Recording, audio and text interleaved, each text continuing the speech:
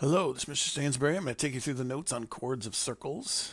At the end of this, you should be able to say, I can use relationships among chords and diameters to solve problems.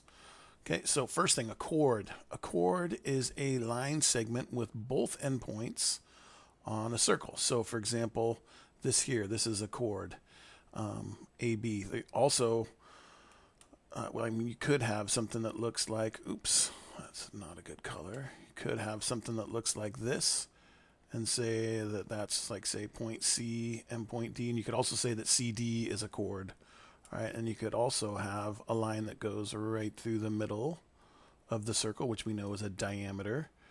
And we could say that EF is a chord as well. Okay? Perpendicular diameter or radius.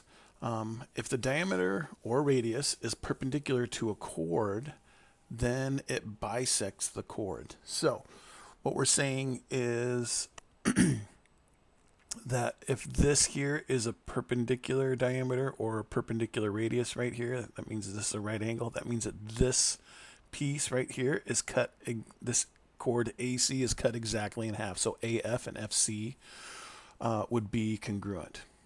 Okay, so with that, it says if BE is 30, so BE, this whole thing here is 30. That means that this half here and this half here is 15, and this half here is 15 as well.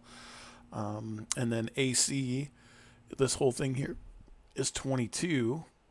And I'm assuming that this is a perpendicular diameter. That means if this whole thing is 22, that means that this is 11, and this here is also 11. And then it says find what DF is. So we would want to figure out what just this section right here from D to F would be. All right, so if it's a perpendicular diameter, that means that this is a right angle, which is going to be very helpful to us. So then now we can take this, draw this point here. We know that this is a diameter, and we know that these diameters are 15. So now if we draw that info that we have right there outside the circle, just so we don't have all the rest of the stuff that's possibly distracting us from what's going on. So here is D, C, and F. And we know that this is 11. We know this is 15. And now we're trying to figure out what this is. So we would want to do 11 squared plus DF, which is, we'll call that our x squared here, is going to equal the hypotenuse, which is 15 squared, right? So we get 121 plus x squared. 15 squared is 225, so we subtract 121 from both sides. And we get x squared is 104, so then we square root that to find out what x is, right? So we take the square root of 104, and we get 2 root 26, which is not super helpful, but let's go at 10.2. So we get that x here is going to be 10.2. Okay? Okay. Next thing we have is equidistant chords. If chords are equidistant from the center of the circle, so meaning that this distance here and this distance here are the same, then that means that these chords here, YZ and XW, are congruent. So equidistant chords are congruent. So it says here if XW is 2m minus 4, so this here is 2m minus 4 for this length here, and YZ is 14, find what m is. So then since these are equidistant from the center of the circle, then we know that they're equal. So we know that 2m minus 4, m, not n, 2m minus 4 has to equal 14, right? So add 4 to both sides. 2m is 18, divide both sides by 2, and we get that m has to equal 9. All right? Okay, we have some examples to look at here. So let's see, it's going to be these three to finish. But before we do that, let's take a quick little comedy break. You get on an escalator, do me a favor, just grab the handrail and just stand there. Let life take over. Let it raise you from one floor to another. Can't stand the people who still feel the need to walk. Same idiots always. It's usually the guy with the NutriBullet full of greens. That guy's, excuse me! On the left, excuse me, excuse me. I don't let him by. I get all big. I'm like, nope, not happening, no. No. Excuse me, nope, not happening. Big man Pilates time.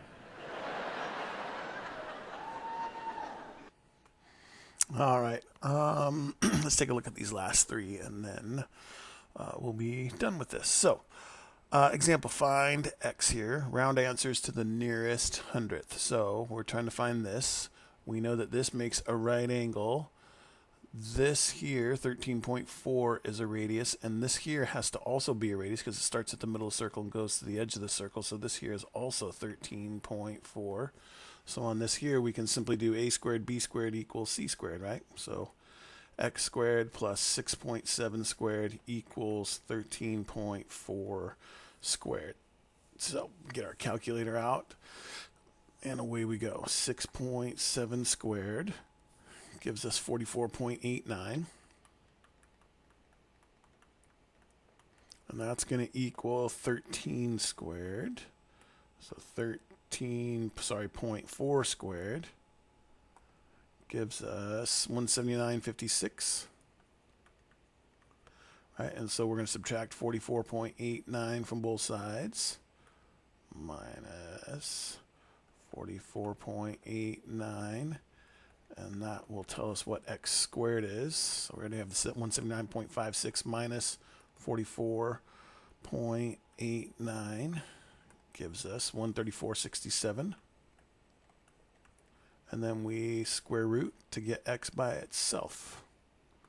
So we square root our answer, and we get 11.6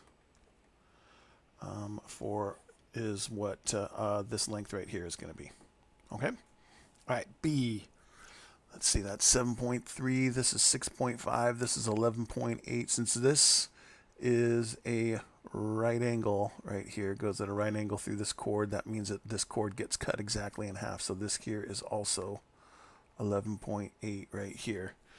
So look, a squared, b squared, and then we can figure out what, let's call this y squared is, because this here is also y, or better yet, let's call it r for the radius. And we know that the x is actually the diameter, so let's do that. 11.8 squared plus 7.3 squared equals the radius squared. Okay, so 11.8 squared plus 7.3 squared gives us 192.53. And that is what r squared is. So we square root both of those, and that will tell us what r is. So we take the square root of our answer here, and we get 13.87, so we'll call that 13.9.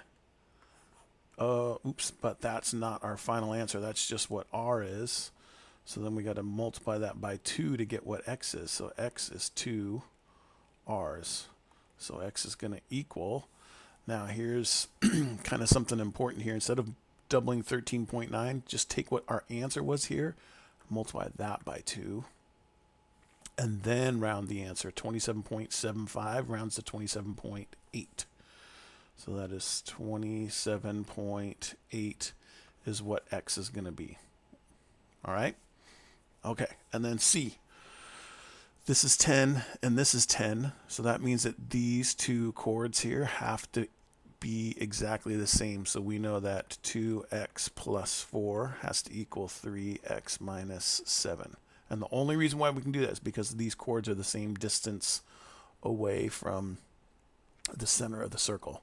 So it always, to show that it's going to be a line starting at a line that starts at the center of the circle and goes to the chord, and it has to run at a right angle. If they're not both right angles, then that isn't necessarily the distance from the center of the circle. But these are. So we can set these equal to each other. Now we just do good old math to solve these things. Let's see. Let's subtract 2x. From both sides, we get 4 equals x minus 7. So we add 7 to both sides, and we get that x equals 11. All right. Okay, that's all there is for Chords of Circles. If you have any further questions, please feel free to ask. Thanks.